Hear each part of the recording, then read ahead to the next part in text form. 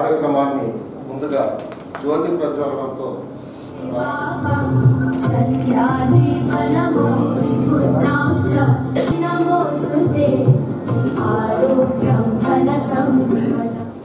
రవీంద్ర సంగారెడ్డి గారు భూమన్ గారు రచించినటువంటి శేషాచల కొండకోణంలో పుస్తకాన్ని ఆవిష్కరిస్తారు.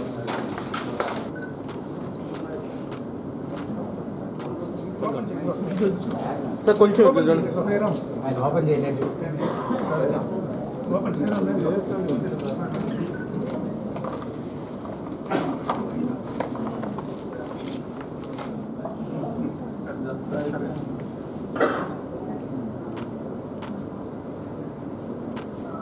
మిత్రులందరికీ నమస్కారాలు.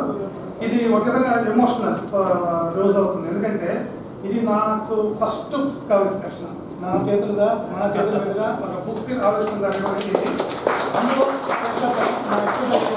వెంకటేశ్వర స్వామికి ఈ శ్రీ అనేది మీకు అందరూ 95 yearsలో మన శ్రీనివాసరెడ్డి గారు చాలా రోజులు చెప్పేవాళ్ళు నా పుస్తకం ఒకటి నాన్న చేత ఆవిష్కరణ చేయించాలని.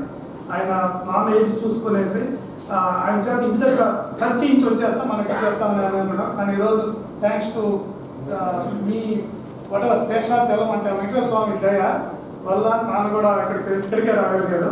సో ఇంతమంది ముందు ఇలా దీన్ని ఆవిష్కరణ జరగడం చాలా ఇది.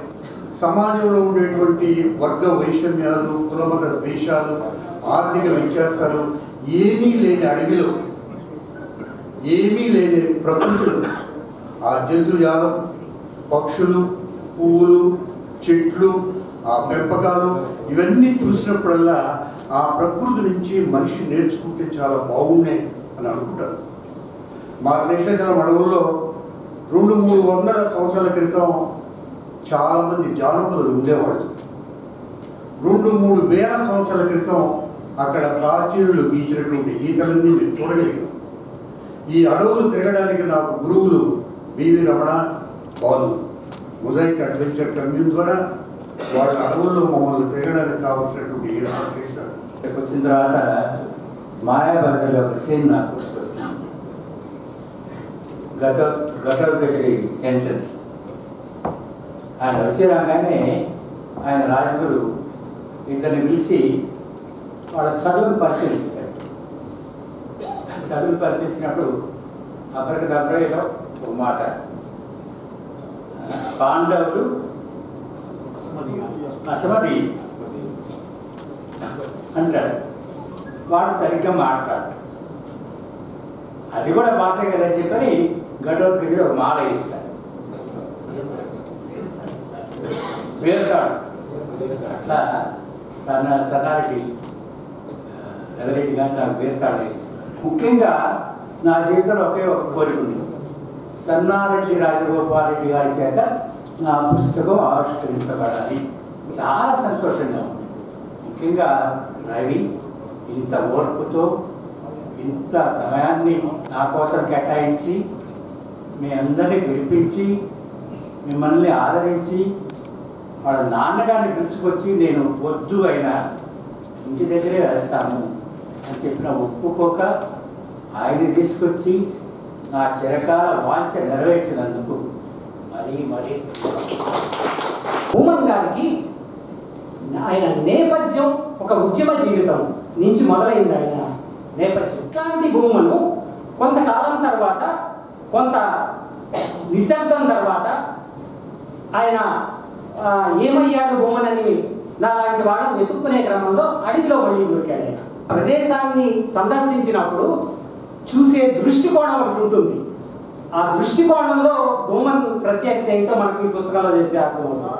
ఏది చేసినప్పుడు నిబద్ధతో ప్రతి వాడు బాలు వల్ల రమణ వల్ల కొండ అడవుల్లో పోవడం దాన్ని అందరూ పొందుతుంటారు, కానీ అందరూ రాయలేరు. సారు ఒక డేర్ కన్ను మాకు వేస్తున్నారు. అట్లా ఒక డేర్ కన్ను లాగా చూసి దాన్ని అక్షరబద్ధం చేసి అందరికి అందించడం భావితరాలకు చాలా ఉపయోగం. ప్రతి చోట ఏం చెప్తారంటే ఇంత అందమైన ప్రదేశాలు ఉన్నాయి, వీటికి వెళ్ళేందుకు ఒక మార్గం వేయండి, అక్కడ మినిమం వసతులు తయారు చేయండి, ఫ్యామిలీస్ వస్తాయి, ఫ్యామిలీస్ వచ్చి ఆడుకుంటే కుటుంబ బంధం బలపడుతుంది, ప్రకృతి గురించిన అవగాహన పెరుగుతుంది, ప్రకృతిని కాపాడుకోవాలన్న తపన అందరిలో వస్తుంది. కాబట్టి వసతులు కల్పించండి అని అన్నాడు. సో అందువల్ల ఇది భువన్ గారు మనకు అందించిన చాలా విలువైన పుస్తకము. నాకు తెలిసి ఈ మధ్యకాలంలో ఇంత అందమైన పుస్తకం రాలేదు. ఆయన గురించి చెప్పాలంటే ఎత్తుగడ ముగింపు చాలా అనూహ్యంగా ఉంటారు. 2 రోజులు పూర్తిగా చదివితే కానీ నాకు అర్థం కాలేదు ఆయన చీకటిలో మరువెళ్ళిన వల్ల. ఇంత పెద్ద పారిశ్రామిక వాడలో పురుడు పోసుకోవడం కూడా చాలా సంతోషం కలిగిస్తుంది. ఆ విధంగా అంటే ఆ కథలు భావితరాలకు ఇప్పుడు అక్కడక్కడ కథలు పత్రికల్లో ఉంటే ఒక రచయితని ఆయన సమగ్ర రచనలన్నింటినీ కూడా అంచనా వేసే విషయానికి అనుకూలించవు. కాబట్టి ఒక రీసెర్చ్కో లేదా ఈయన కథల మీద ఒక సమగ్రమైనటువంటి ఆలోచనకి అవన్నీ వీలు కాదు. కాబట్టి ఒక పుస్తకాలుగా వస్తే బాగుంటుంది అనేటువంటి ఉద్దేశంతో చెప్పడం జరిగింది. ఆ రకంగా పుస్తకాలు వెలుగు చూసి ఇవాళ మన ముందుకొచ్చినందుకు చాలా సంతోషంగా ఉంది. కుసుమకుమారి గారి శ్రీ జింకా నాగరాజు గారు. Okay sir.